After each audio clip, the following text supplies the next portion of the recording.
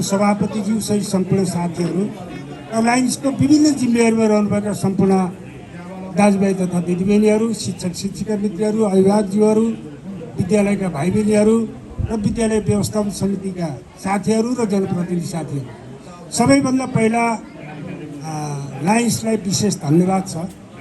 खास गरेर हाम्रो पनौती नगरपालिकामा विगतदेखि नै शैक्षिक क्षेत्रमा समस्या परेका क्षेत्रहरूमा लायन्सले आफ्नो पसिना बगाउँदै आउनुभएको छ।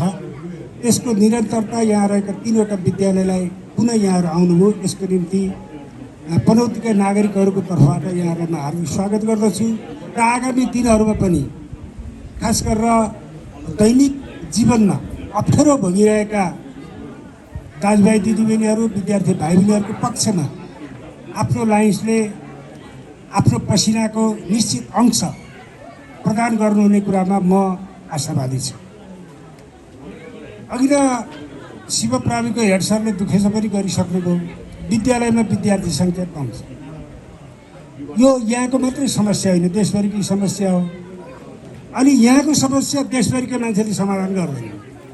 यहाँको समस्या यहाँको स्थानीय सरकार, यहाँका अभिभावकज्यूहरू र यही विद्यालयमा पढाउने शिक्षक शिक्षिका मित्रहरूले यो समस्याको समाधान निकाल्नु जरुरी छ।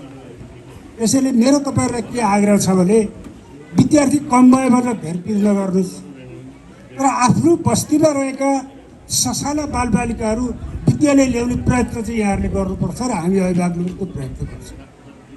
जति विद्यार्थी हामीसँग हुनुहुन्छ उहाँहरूलाई राम्रो ज्ञान दिनुस्, राम्रो शिक्षा दिनुस्, राम्रो संस्कार दिनुस्, जसले थोरै भए पनि भोलि यो देशलाई योगदान पुग्न सक्छ। म तपाईहरुसँग आशा र अपेक्षा राख्छु। दोस्रो कुरा, हामी सङ्कटमा छौँ।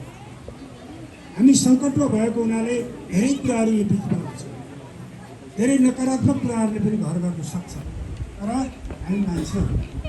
हामी मान्छे भएको नाताले हामीले सकारात्मक कुराहरूलाई अगाडि बढाउन सक्छौँ र सकारात्मक विधिबाट अगाडि बढ्न सक्छौँ र सकारात्मक कुराहरूलाई आफ्नो व्यवहारमा लागू गर्न सक्यौँ भने निश्चित रूपले जसरी लायन्स स्पष्ट रूपले अगाडि बढेको छ त्यसै गरी यी कुराहरूलाई पनि हामीले समाधान गर्न सक्छौँ। म त्यो अपेक्षा गर्दछु।